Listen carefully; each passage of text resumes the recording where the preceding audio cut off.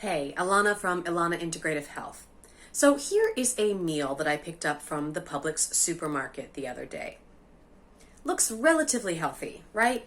You have a meat portion, a vegetable portion, and okay, so I splurged and I got the mac and cheese, which is a pretty rare treat for myself. But that is only because I had very few options to choose from the fresh market buffet.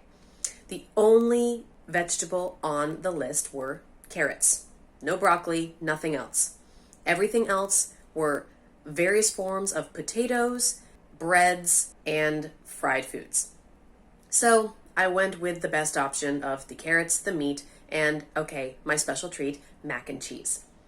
However, when I took a nice big bite of the carrot, because that was the first thing I went to, lo and behold, they had been soaked in sugar.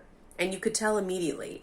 At first, I thought the shiny glaze on top was just the glistening of the steam coming from the vegetable container.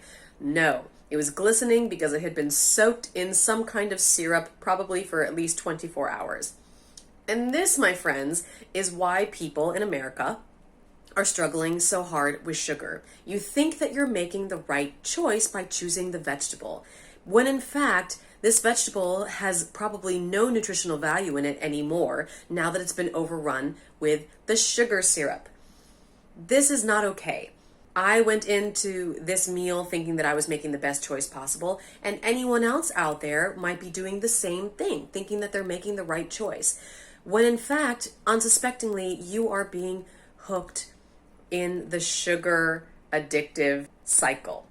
This is why we have to investigate our food. Food labels should be on everything, and we all need to learn how to read food labels.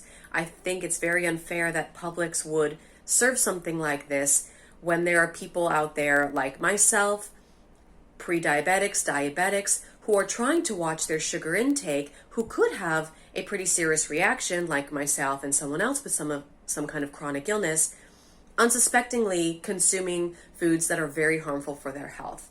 So I want to recommend that you always ask questions if something doesn't seem right. Always read a label, because you just never know. The foods that you think are going to be the good foods for you might have some pretty dangerous ingredients inside.